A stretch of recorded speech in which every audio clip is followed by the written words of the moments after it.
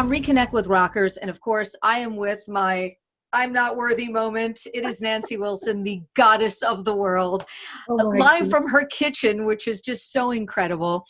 And Really? first of all, I'm so happy that you're doing this with me. You know, there are artists that you're a fan of, and you're like, oh, this is so great. I'm going to be able to talk to this artist. And then there are artists that are life changing for you.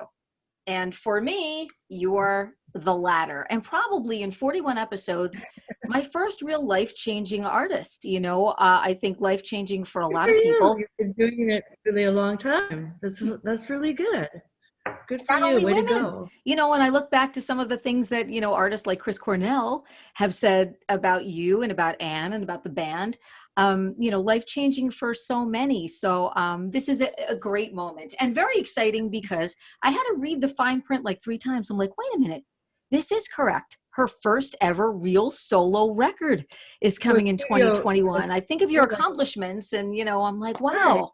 It's the first studio album I've ever put out on my own. I mean, I did the Live at McCabe's Guitar Shop Yes. one time, and then I did another little underground thing called Baby Guitars, which is all instrumentals to help babies go to sleep, and it works, I guess.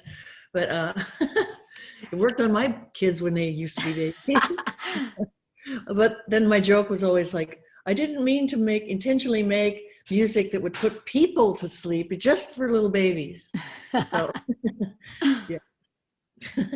So, and the first tune we're getting is Bruce, is The Rising, which we Yeah. played for the first time last week. I think last Friday we played it, and immediately people connected with it. What I love about it, obviously, is the message is so great. So we know why you chose it. Yeah. You've made it your own. It was your song. Did you hear from Bruce? Does Bruce, he knows about this, I would assume, right?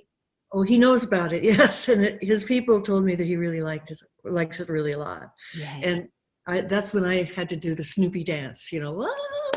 because Mikey likes it, Yeah, but the fact that it's sort of a whole different interpretation of a song that was really originally written about 9/11 by Bruce, and the firefighter who's going up the stairs and knows he's not going to make it out, trying to save people, calls his wife.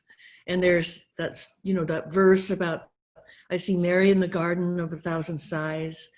And it's just so poignant, and for the fact that it's also interpreted a female's voice, a girl's voice, it puts a whole different spin on the whole thing. I think it's more aspirational. It's not quite as sad or dark. It's more uplifting, I think. So, I got to go see Bruce, at the Springsteen on Broadway thing that happened. Yeah. And that's when I became a convert. Like, I always liked him a lot, but then I became obsessed because there's so much humanity in him, and he's so funny and so real, so talented. He has that And so, authenticity that just never goes away. yeah, And it doesn't matter what he does. He's just, he's so authentic. yeah, Yeah. yeah, he's real. And Yeah. he's not trying to pose. There's no posing going on, with him. Nah, that's the So, cool thing about being yeah, in Jersey too. You'll just be hanging around and all of a yeah, sudden he pulls up in the pickup truck and he's jamming with someone and you're just like, yeah, that's one of the great things about living in New Jersey is we just never know when Bruce is going to show up. So how different was it though for you now making music in these strange and bizarre times? How do you get inspired? Is it easy to get inspired when things are so hectic and crazy, or is it a little more difficult? Because everybody has told me, all the artists I've had on this feature, I've asked them about inspiration. Everybody yeah. sort of has something different that inspires them. Some find it very hard because there's so much stress going on. I know it's really different, and it feels more dire. It's kind of life and death in a lot of ways. Like, I want to say something while I can, because I can, and I don't really know much tech, to say the least, but I found a smaller interface kind of a system that I can work, and I have good mics, really good microphones, really good amplifiers, really good guitars. So, I mean, there's not a lot more that you really need. Bells and whistles a little bit here and there. Was it an But adjustment though, because you've been recording, I like to say your whole life, because you probably don't even remember much of your life before, recording and everything. So it has to be a little bit of an adjustment to have everything be so different. yeah, it is. I mean, I've been a spoiled brat most of my life as far as the technical side of things, because there's always a team, a crew, of people that'll do that for me. And, even like tuning my own guitar, I'm like, what? Changing strings? I mean, I know how to do it. I just haven't had to do it for a long time. So, and I have a helper here, a girlfriend of mine who's pretty tech savvy, so she can run the machine while I play, so I don't have to try to do everything all at one time. But it's really a big shift, and it's like I'm just at home. We just recently moved up to Northern California here, and I have this space now, which I sort of never had before, where I can just leave everything out, and not have to hide stuff from the kids if they come barreling through the room, later, and stuff like that. So I can leave my setup in place and just walk in there and be inspired. And I'm just living and breathing songwriting right now, because there's a few covers too, but the songwriting feels really gratifying. So I wake up writing in my head and I fall asleep writing in my head, because it's like, oh, I don't have that verse yet. I've got to try to make that cooler, and it's got to be inspiring, and it's got to have a lot of variation. So there's some big rockers and there's some big ballads, and so it's real gratifying, and I love how it's turning out. And everybody's doing it differently. Like some people are releasing a tune here, 3 tunes, then other bands or artists feel more comfortable releasing like a whole record. So I feel like, at least, when we're looking for a bright spot in all of this, people are feeling a little more of a sense of freedom. I've spoken to artists like Amy Lee from Evanescence, said, you know what, we've just kind of decided that we're going to do it as it comes to us, as it goes along. We're going to release a record, a single here, and then maybe 2 tunes and maybe 3 tunes, and maybe then the rest of the record. Like, we're doing it as we go along. And is that sort of how you feel about it? I'm gonna make it into an album. I want to release it.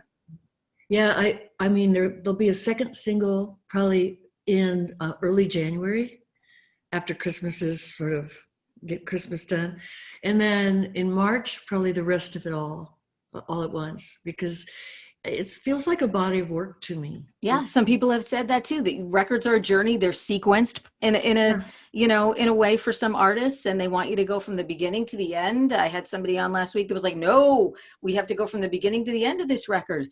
I get it. That's kind of the old school method. I mean, I'm a fan of that method because I'm old school. They don't build them like they used to. And right now it's kind of one song at a time is fine. That's a good way to do it too. Maybe a song per month or every couple of weeks, or, however it gets done, it needs to get done. And that's the way it should get done, the way it feels right. And it's important now. People want music more than ever. And people want to feel connected to artists. As soon as we played The Rising last week, everybody was like, I mean, dare I say it, but like a woman named Terry, because I remember some of the email from people. Terry's like, I like this better than the original. Like, people really bonded with it. But I love to see that reaction. I love to see that feeling from people, because that's what music is all about. And that's what it means. That's the reason we do it. That's the reason I play it. That's the reason you make it. Yeah, I know, that's for sure. And not only that, it's over 4 minutes long. It's closer to 5 minutes. Yeah.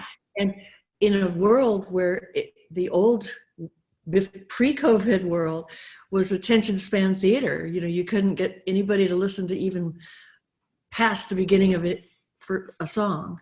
And now people are craving the food of music, because it sustains them and it helps us get through this craziness. Yeah. I want to talk to you about your guitar playing too. I mean, because your acoustic guitar, I mean, you're a killer, you're a monster, you know, on the electric, of course, but your acoustic is so magic and your flamenco is so recognizable. And, you know, you're so known as a guitar player, you know? And so I was reading something a while ago, like that Eddie Van Halen, did he talk to you about acoustic guitar? Yeah, That's he crazy. we were traveling with those guys for a while and in the day, and he said, "You're playing acoustic playing is really great. You know, it's like you have an approach that's recognizable all year." And I was like, "Well, why don't you ever play more acoustic?" And he said, "Well, I don't really have one." I was like, "You don't have one? So now you do, because here's one right now for you." And I guess he stayed up all night and he played the acoustic all night long, probably, you know, partying like crazy. And he called my hotel room. This is pre-cell phone.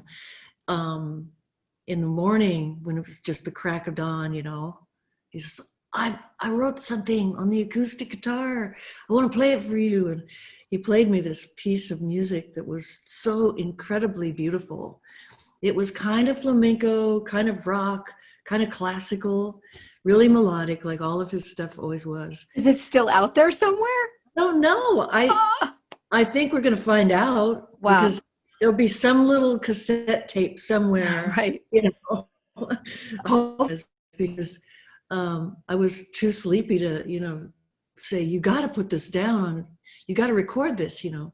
But yeah, I'm sad that he left us because he was such a sweetheart, you know, really a Yeah. sweet And I person. bring that up because I wanted, you know, I want to bring up that he came to you and talked about your style and your playing on acoustic guitar. And I mean, you know, you've added such an element to so many records, to so many heart records, you know, as have been added to Zeppelin records and different, you know, artists Huh. that have gone through that sort of, you know, acoustic phase. But I don't think that those songs would have ever existed without your style. You know, you have your own style, you know, and a lot of women in rock people go, oh yeah, she's amazing on guitar and stuff, but you've got this style that I don't think anybody's ever replicated. Well, the way I approach acoustic is like almost like a percussion instrument. You know, it's got to have dynamic. Hmm. It has to be strong. It can't just be like, oh, fluffy little acoustic guitar. You know, folky guitar. It's got to be more rock acoustic guitar. Yeah, yeah. So that's, I guess, if I have a style, that's why. That's your style. And the other Yeah. thing I wanted to mention too and talk to you about is you are a brilliant scorer of films. Oh, thank you. What would these films be without you? And there's not a lot of ladies that have broken the ceiling They would to have too many cymbal crashes. To be doing. absolutely. You have, whether you have been the musical director or whether you have been the performer, your scoring of these movies has been brilliant. And I'm Yeah. also going to give it to another listener because I've mentioned on the air, guess, you know, whenever I've played Heart or, you know, and I've said Nancy's coming on Reconnect with Rockers, and I've had people immediately hit me up and talk Oh, about, you have to ask her about Lucky Trumbull, you have to ask her about Cabin in the oh, Air, you have oh, to ask her, a listener named Joy, because I said, well, Joy, when I do the interview with her, I will bring your name up. And she said, no, you don't even need to do that, I just need to know about Cabin in the Air. It's the most special tune ever for me, and it's not even a long song. And pretty. Mm. which, by the way, for those of you who are watching this, you know, comes from Almost Famous. So whether it was, I think I first became familiar with you as a scorer of films, maybe on Say Anything, Right. and then It's Vanilla involved. Sky Yeah. and Jerry Maguire. And Yeah. so when you're sort of the musical director for something like this, are you looking at dailies? Are you looking at a screenplay? Are you looking at, how are you figuring out which piece goes where? I used to I used to be married to the director of those Yep, films, right? Cameron. Yep. And so we always, I knew the story inside out because he would always read everything out loud, and we'd work on the scenes together, and then we'd listen out of other music that might work in this scene here or there. You know, we approached it like music people would approach anything. But I ended up, you know, because I can play some keyboards and mandolins and guitars and percussion stuff, I would end up just doing it myself, and rarely put anybody else into those tracks, besides myself. But Lucky Trumbull was something I actually had sitting around that I recorded earlier on, and it just never became a song. It was just a cool instrumental piece. And then Cabin in the Air was a variation of a theme of Brian Wilson from his Pet Sounds. Oh, wow. Wow. So it was Cabin song by Brian Wilson that I borrowed some of the theme from.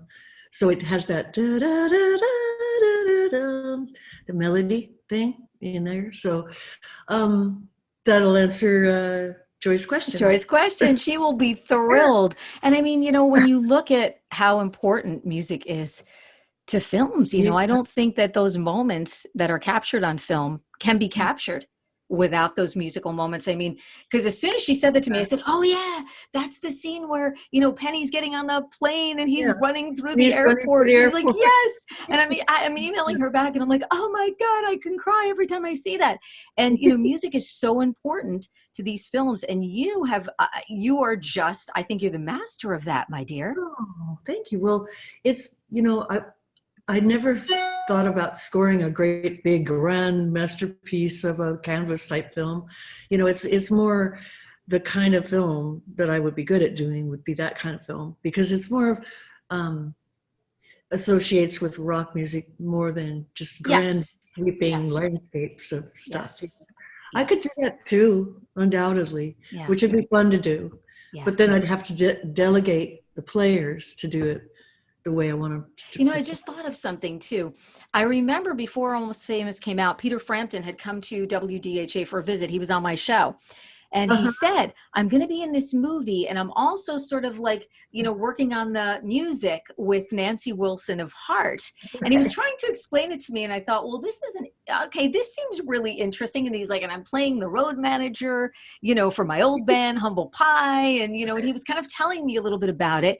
But I remembered that. And I remember thinking, wow, well, with Frampton and Nancy Wilson, this is going to be sort of a freaking slam dunk, with the music on this.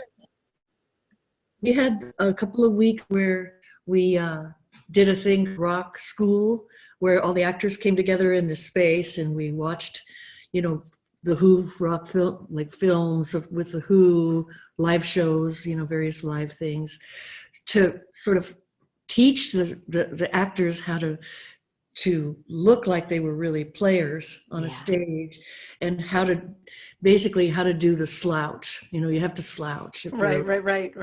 First, you have to slouch. With the guitar in particular, it can't be too high. It has to be almost around your knees, and all the things about being, looking like a rock star. That it was really a fun time when we were, hanging with some of those guys actually could play a little bit already, but they sure look like they could. And you guys captured such a great essence of, making them very sexy, the rock star frontman and the guitar player, the two dueling guys. And that's why the movie is a classic, but you needed you and Frampton and, well, certainly Cameron knew the game too, to be able to do that. Become a problem. The scene where your looks have become a problem. Just brilliant. And I'm going, no, this could not be 20 years old. There's no way. Like, I just feel like I just watched it yesterday, coming home from work at WDHA. I'm like, 20 years has gone by since I came home from work and went to the movies to see this movie. Like, there's no way, but I guess there is a way. It's pretty timeless. I mean, it really stands up. Oh, God, yes. So does Fast Times at Ridgemont High. That's another great one. Beautiful girl in car. And she's still beautiful. Beautiful girl in car, credited at the end, Wow, my cameo. Yeah, your amazing cameo. Listen, I just want to say thank you so much for being on Reconnect with Rockers. I think everybody's super excited that we know we've got new music coming from Nancy Wilson. 2021, The Rising is just brilliant. And I sort of want to go out with,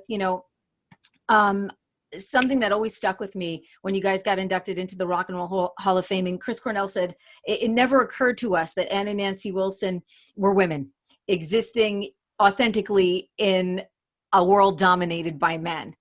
And yeah, it was so amazing. And I never forgot it. And it just opened up that whole, segment for you guys. And I wanted to mention that because I wanted to say, I think on behalf of women everywhere, I just wanted to thank you for kicking in every single door for us, whether it was me being somebody who wanted to play music on the radio or women who wanted to play music. You always made it known where we did not have to listen to anybody telling us, nah, you guys can't do that. Yeah. Well, our mom, we were military brats, so we didn't listen, Yeah. And thank God you did not. Thanks, Terry. Thank you so much for being on with me. Best of luck too. And, let us know when we're getting single 2, single 3, single 4, and when we're getting the full record, and we'll do this again. And I can't wait to see you guys in person. Of course. We'll do a track by track, maybe something like that. Yay, fun. All right. See ya. Stay safe. Take care. All right.